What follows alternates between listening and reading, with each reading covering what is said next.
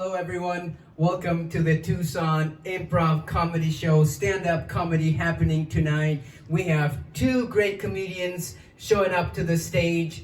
You better get yourself ready to have your heads blown off with laughter. So first comedian we have on the stage is coming all the way from Bellingham. She's been traveling, road tripping, collecting amazing stories. So without further ado, give it up for Christy Cassell. Woo! Nobody can ever say my last name right, not even my own boyfriend. It's Christy Castle. Okay. Hey everyone. Okay, is anyone here a flat earther by any chance? Okay, we'll talk after the show. Does anyone else know anyone who knows anyone who may think the earth is flat? Okay, this is a witch hunt. All right. But seriously, if anybody has any leads, talk to me after the show. Don't worry, I won't burn them at the stake. I just want to ask them some questions, pick their brain a little bit, see if there's anything in there.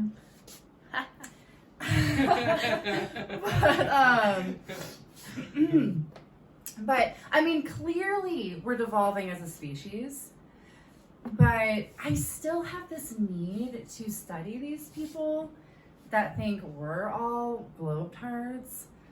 Like, okay, people have different ambitions in life, but right now, I just want somebody to tell me that I'm globe-tarded to my face. Not in bed. It's not a fetish. It's totally PG-13. It's just a curiosity. Sure. But the trouble with these flat earthers is that they're really hard to find. They can be quite elusive. I met one once. I was visiting my parents in North Idaho, and we were going to this conspiracy documentary discussion potluck thing, like you do, every third Thursday, for real. And I was like, oh, cool, you know, like, this will bring me back to my childhood, you know? And then my dad told me that the host of this event is a flat earther.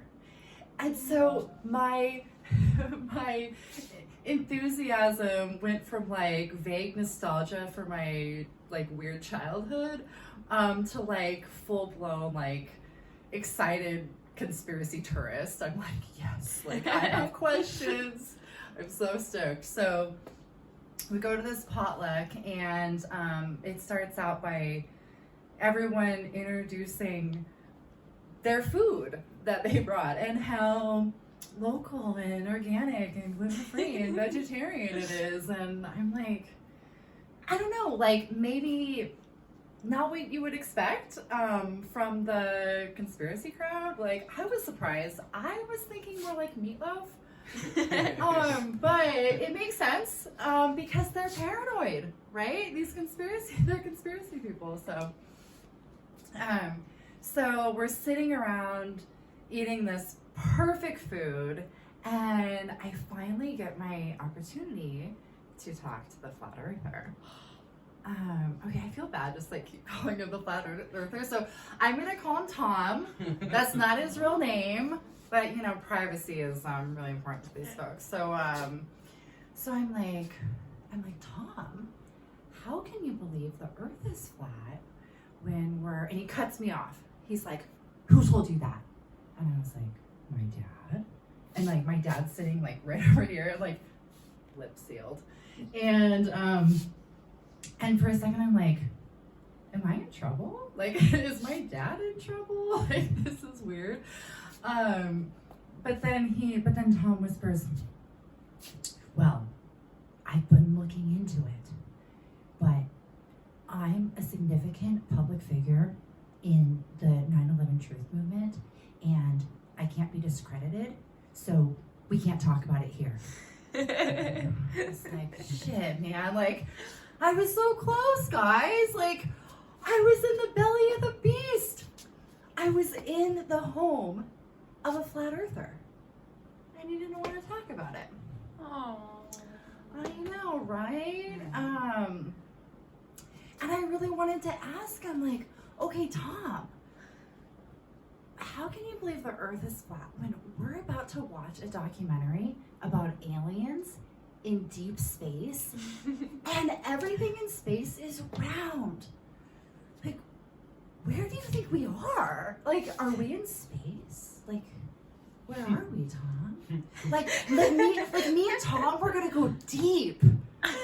But he didn't want to talk about it. So yeah, just if you know anybody who knows anybody who may possibly have an inkling that like maybe the earth is flat, like please talk to me after the show. Like, help my dreams come true. Thank you.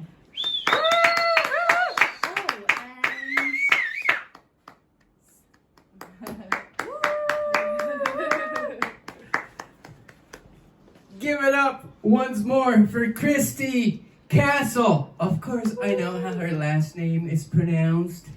I was kidding. Just trying to get her off her feet. Have you been practicing that bit much? I don't know, you know? Are you gonna get thrown off by somebody mispronouncing your last name? Maybe, maybe not. It's a good test. You gotta stay on your feet. You gotta, you know, stay focused. Okay, with that said, we have another great comedian coming up to the stage, and she has nothing to do with the previous lady that just came on the stage. It's only her daughter, Kendra, and her last name is pronounced Black, because she doesn't have the same last name. She has her father's last name. So, give it up. Coming from Seattle, Washington, Kendra Black. Oh, the stage is so far away. Hello. My name is Kendra. My name is Kendra Black.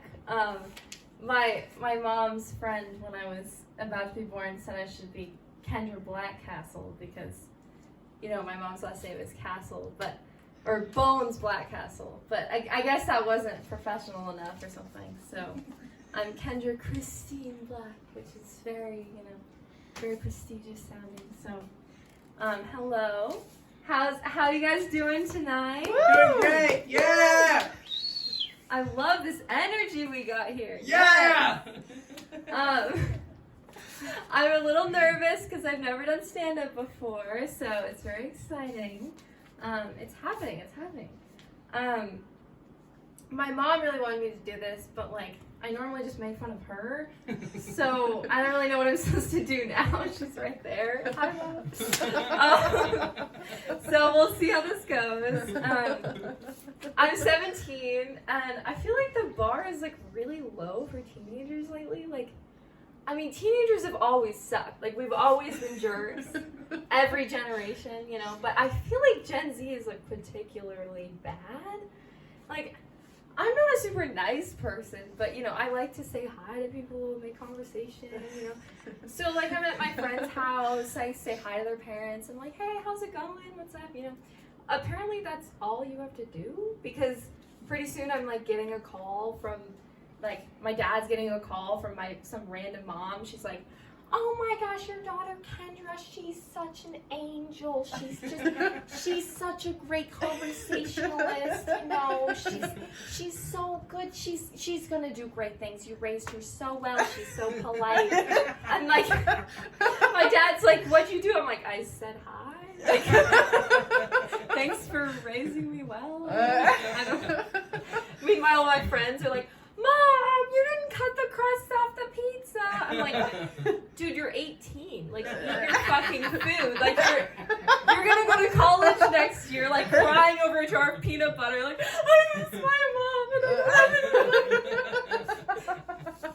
it. It's horrible. Yeah. So I know I can't make fun of my mom, but I can make fun of my dad and his girlfriend because they're not here. So at least I don't think they're here. I hope they're not here. So this new girlfriend, she's kind of a rich bitch, except she's not a bitch. She's actually like the nicest person I've ever met. And it's honestly annoying because she's so bubbly and positive. I just can't keep up. Like I don't know how to handle it, and it makes me seem like a bitch in comparison. But you know, I'm not rich, so it kind of doesn't work out for me as well. So I'm struggling with that a little bit. It's kind of a culture clash. Before this rich girlfriend, me and my dad were living in this big hippie house with all these roommates, housemates by my school, and it's a lively place to live. But there was, you know, my dad was renting out a room. I was sleeping in the closet. Now I have 2 closets in my room. Shouldn't I be like renting these out? Like, what's going on? It's weird. I'm not used to it yet. But in this neighborhood, there was this ice cream truck that would just like zoom down the street like so fast you could never catch it. I'm like, what's going on? Like, is this guy getting paid by the mile? Like, what's happening? And so it was kind of like a competition between the housemates, like who can catch the ice cream truck man? Like who can get it first? You know? So it had been like years, and nobody had ever caught him. Like, I don't even know who this guy is, right? So this one day, I'm like doing my homework. I got the window open. I hear the sound of the ice cream truck song from like this distant, so far away. You know, I'm like, okay, without even thinking about it, I run to my like piggy bank. I don't even have any cash, but I'm like shaking out the quarters. I got like $1.50 in quarters. I'm like, okay, run downstairs, run into the middle of the street. I'm like, stop! You know? Stop running! He comes like zooming at me. He like screeches to a halt. I'm like, dude, I got him. I got the ice cream truck man. I got him. But then I'm like, well, I didn't think this far through. Like, I didn't think this moment would ever happen. Like, do I even want ice cream? I don't know what's happening. So I'm like trying to decide what to get.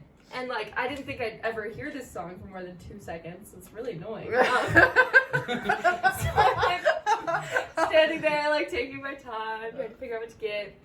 Like 3 minutes later, I have my ice cream, and all these little toddlers are coming out with their moms, like, ice cream, ice cream. I'm like, you're welcome. Okay. I got him for you. Okay.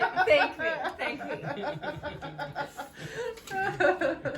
So at my school, we had to wear masks for a while, and you know, you can't really see people's facial expressions very well with masks. So you gotta be a little creative with the gestures, you know, you gotta do like the Trump okay sign for like, yeah, that's great. Or like the, yeah, that's a good idea, you know, the thumbs up. Or like the hi, when you see someone in the hallway, you know, hi.